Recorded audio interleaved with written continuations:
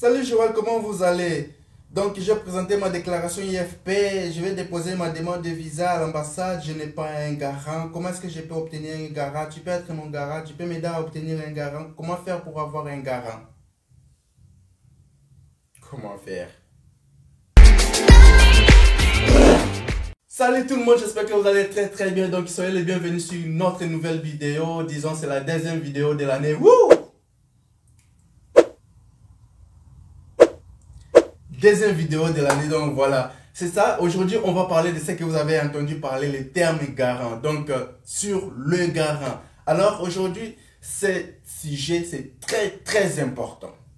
Comment, que faire, aidez-moi. Donc aujourd'hui, je veux résoudre ces problèmes pour que vous puissiez comprendre comment est-ce que vous pouvez trouver un garant. Comment est-ce que vous pouvez vous offrir un garant à côté de vous pour déposer votre demande de visa, pour déposer vos demandes. Je ne sais pas quel type de demande que vous voulez déposer. Mais aujourd'hui, dans cette vidéo, je vous parle de comment vous pouvez trouver un garant. Alors, pour tous qui sont nouveaux, donc moi, je suis Joël. Joël, soyez le bienvenu sur notre chaîne YouTube. Alors, je suis sur YouTube et je suis aussi sur Instagram. Si vous ne trouvez pas les noms, il vous suffit justement de cliquer sur le lien d'Instagram que je laisse sur la description. Directement, vous serez directionné dans mon compte Instagram. Là, on parle de beaucoup de choses ici chaque jour. Alors, ici, donc, vous êtes sur votre canal. Soyez les bienvenus, tous les nouveaux. Et tous les anciens, je vous aime beaucoup. Vous le savez très bien. Donc, vous êtes anciens. Non, il faut que je puisse savoir qui est vraiment ancien même dans cette groupe ici. Je veux le savoir dans les commentaires. Si vous êtes vraiment ancien, écrivez dans les commentaires la date. Si vous n'allez pas oublier, écrivez la date où vous avez commencé à me suivre. Je vais voir vraiment les anciens de ces groupes, de cette canal. Je vais vous connaître vraiment. Alors, laissez dans les commentaires la date. Ce n'est pas la date, mais le mois ou l'année que vous avez commencé à me suivre. Je vais voir si tu es vraiment ancien. Alors, les nouveaux déjà, tu t'es déjà identifié. Donc, bienvenue à toi. Alors, on va passer directement sur notre sujet. Donc, on parlait de garant.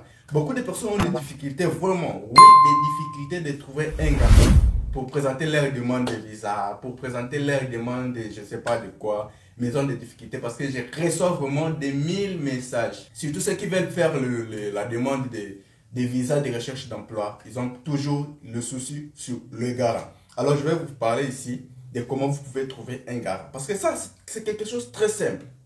Quelque chose de très simple. Alors, si vous voulez vraiment connaître ça, cette nouvelle, vous voulez connaître vraiment cette nouvelle ici, donc, vous êtes nouveau, vous n'avez pas encore abonné, abonnez-vous sur la chaîne. Abonnez-vous. Et puis, ancien, tu sais déjà, il faut justement aimer et partager. Alors, ici, je vais parler des garants. Je vais parler de deux types de garants. Justement, deux types de garants. Parce qu'il n'y en a pas 1000 garants, il n'y en a pas 3000 garants. Il y a justement deux types de garants. Alors, ces deux types de garants, je vais commencer premièrement par le premier type de garant que nous avons. Nous avons les garants à courte distance. Eh oui, Joël, les garants à courte distance, oui.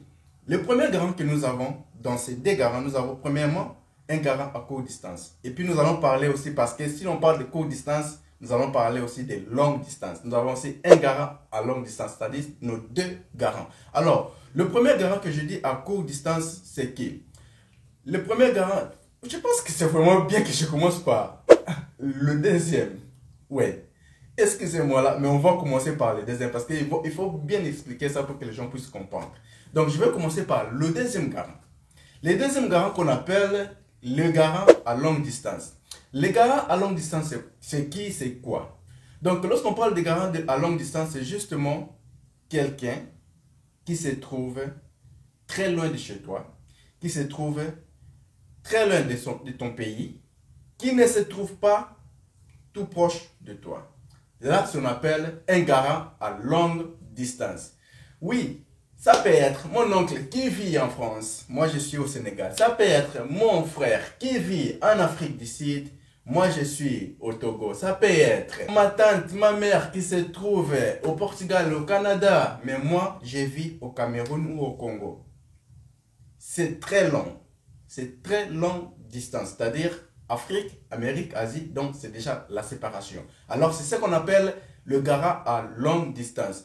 Alors ces garants à longue distance, beaucoup de personnes se focalisent sur ce type de garant. Pourquoi? Parce que lui, il vit à l'étranger. Parce que lui, il vit au Portugal. Parce que lui, il vit au Portugal, il vit en France, il vit en États-Unis, il vit au Canada. C'est mon garant.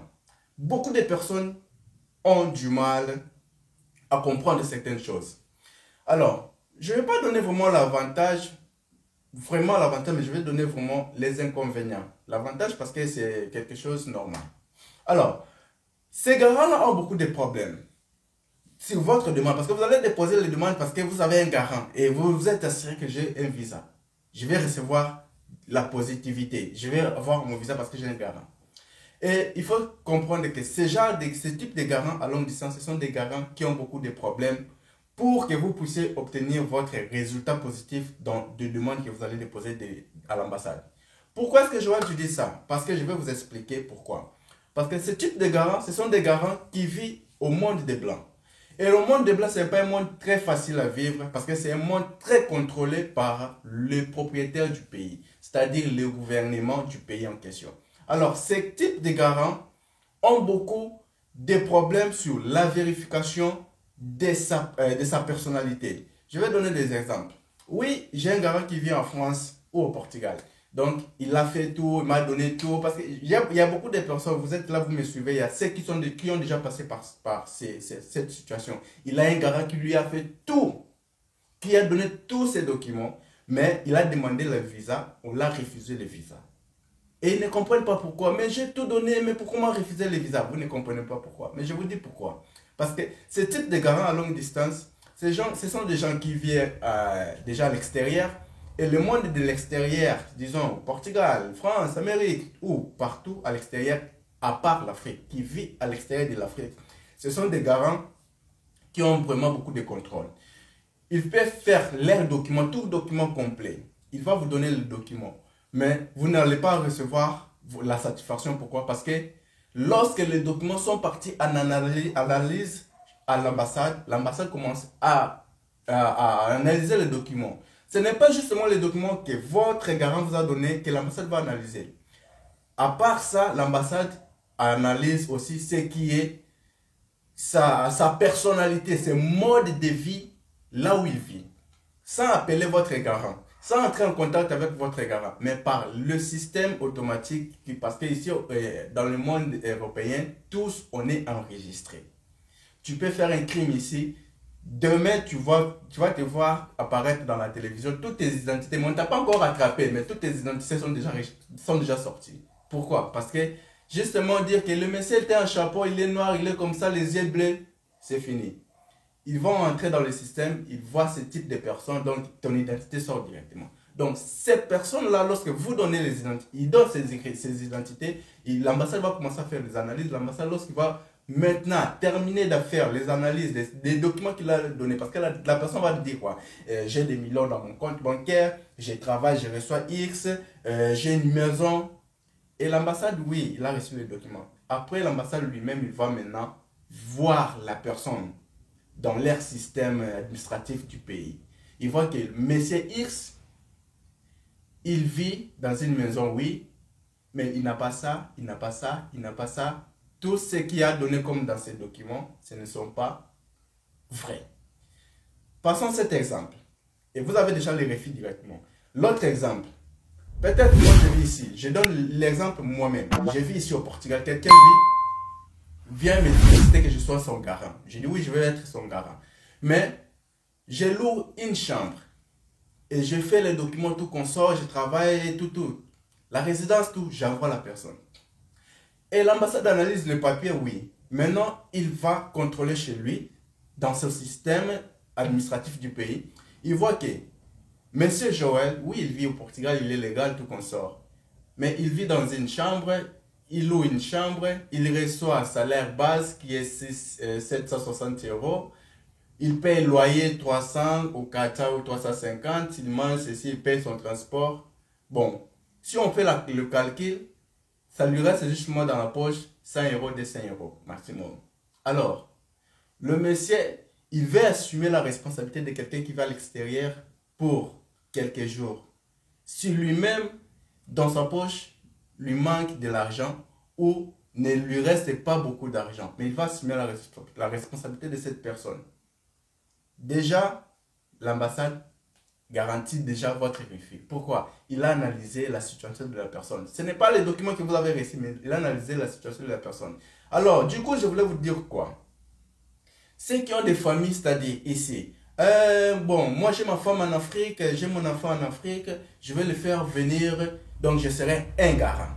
Alors, vous donnez les papiers, je loue une maison ou une chambre, donc parce qu'il y a des couples qui vivent comment?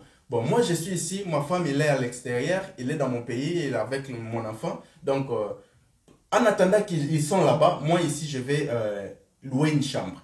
Et lorsqu'ils seront ici, maintenant je vais louer la maison. Et il fait les démarches pour eux, il est le garant. Alors lorsqu'il fait entrer le papier, lorsque l'analyse commence et on commence à vérifier la personne, on voit que la personne il loue une chambre. Mais il est garant de deux personnes, femme, fille, enfant, pardon. Il est garant de deux personnes pendant qu'il loue une chambre. Où est-ce qu'il va le mettre? Mais toi, dans ton projet, tu sais que je vis dans une chambre parce que lorsque ma femme et mon fils vont venir, je vais maintenant louer une maison. Et ils n'ont pas ta tête pour penser à ce que vous pensez. Donc, ils vont considérer ce que vous avez sur place. Ils vont voir que tu loues une chambre. Ce n'est pas un projet que tu auras à la maison. Tu loues une chambre. Alors, tu veux prendre des personnes en charge. Tu vas les mettre où? Donc, refus total. Ça, c'est le problème avec le garant à distance. Ce que je peux dire comme avantage avec eux, l'avantage avec eux, c'est justement qu'ils sont déjà à l'extérieur du pays.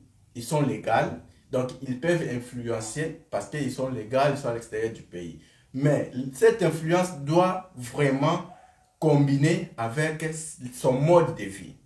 Son influence d'être un étranger doit combiner avec son mode de vie. Il doit aussi gagner, il doit aussi être vraiment capable. Là, ça va influencer votre document. Là, voilà l'avantage et le petit avantage qui est là, mais avec un grand inconvénient sur les gens qui pensent, moi je vais toujours chercher ces garants qui vivent à l'étranger. Donc, voilà. Alors, le premier garant, c'est quoi? Les garants à courte distance. Lorsque je parle de courte distance, vous le savez déjà, c'est le garant qui n'est pas loin de chez toi. Alors, quelques conseils que je vais donner. Beaucoup de nos frères, confrères, frères, sœurs, nous avons toujours l'habitude d'ignorer ce qu'on voit, mais on préfère ce qu'on ne voit pas. Eh oui, je sais que les chrétiens ont cette habitude de dire donc il faut croire à ce que tu ne vois pas. Il faut croire à ce que tu ne vois pas. Oui, mais ce terme de croire à ce que tu ne vois pas, c'est pour des choses personnalisées. Lorsque je parle de choses personnalisées, pour des trucs que vous croyez sur la Bible, sur les trucs que vous croyez sur votre vie, des trucs comme ça. Nous avons vraiment tendance à ignorer ceux qui sont proches de nous et on voit ceux qui sont à l'extérieur. Cette influence, moi je l'appelle souvent, c'est influence d'infériorité. Oui, moi j'appelle ça souvent, c'est l'influence d'infériorité. Pourquoi?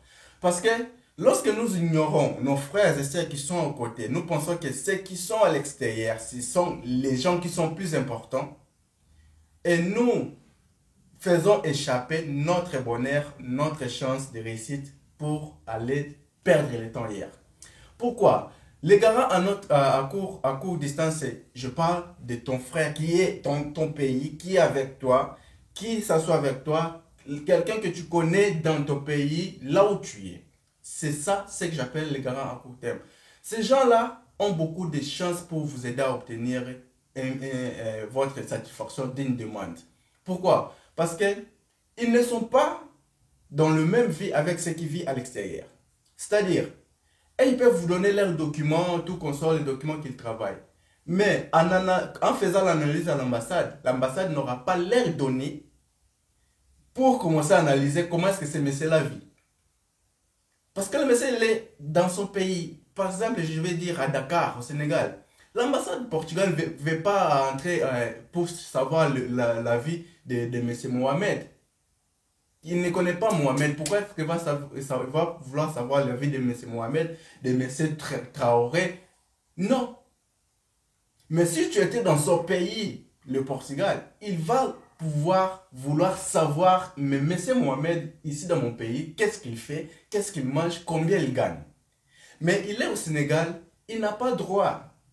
Parce que lui-même, l'ambassade, par exemple, ce n'est pas l'ambassade de France, de Portugal, qui se trouve au Dakar, ils sont des étrangers là-bas. Ils sont là pour traiter de leurs choses. Les choses qui sont concernées avec le Portugal, mais pas les habitants du Sénégal. Vous comprenez? Alors nous, on a l'influence d'ignorer ceux qui sont auprès de nous pour aller très loin. En oubliant, ce n'est pas en oubliant, mais sans savoir que ceux qui sont auprès de moi, ils peuvent me donner tous ces documents pour être garant, en termes de responsabilité, il va me prendre en charge de tout, de ça, de ça, de ça. Il travaille la déclaration de son travail, le salaire qu'il reçoit. Et le monsieur, l'ambassade reçoit ces trucs, il va analyser, le monsieur reçoit ça, travaille ici, ici, ici, voilà. Les documents suffisent du salaire, il est garant en termes de responsabilité. L'analyse termine là. Il n'a pas encore de données pour entrer dans la vie privée de monsieur là, pour savoir combien, quelle est la maison, c'est quoi la maison qu'il loue, est-ce qu'il loue une chambre, est-ce qu'il loue une maison de 5 chambres. Quoi. Il n'y a pas plus d'analyse à faire. Alors, lorsque votre dossier termine par l'analyse des documents que vous avez fournis, c'est justement l'ambassade de voir, bon, ces documents me convainquent. Oui, cette personne peut le prendre en charge. C'est tout. Et vous avez votre satisfaction. La vidéo peut être longue, oui, je sais. Mais c'est pour vous parler des choses les plus importantes que vous avez besoin de savoir parce que vous me demandez souvent. Alors moi, je vous amène des vidéos qui vous amènent des solutions. Vous pouvez réclamer que la vidéo est longue, mais c'est pour vous donner la solution. Alors, pensez très bien sur le garant à court terme. Ton frère, il travaille, il peut être ton garant. Ta mère, il travaille, elle peut être ton garant. Je ne sais pas, ton connaissance qui vit, ton voisin, je ne sais pas. Il peut être ton garant. Alors, lui là, il a la possibilité de te faire ces documents de garant des termes de responsabilité et puis tu vas remettre à l'ambassade. L'ambassade va faire l'analyse. S'il accepte que le monsieur, selon son salaire, selon ce qu'il reçoit, il peut vous prendre en charge. Il va vous donner une satisfaction. Mais si vous cherchez ailleurs, je vais déjà expliquer, c'est compliqué. Alors, il faut voir les deux garants, trouver le garant qu'il vous faut, qui vous amène des chances, qui vous amène du bonheur, qui vous amène des satisfactions. Donc, c'était justement ici pour vous parler de comment trouver un garant. C'est ça l'idée très simple.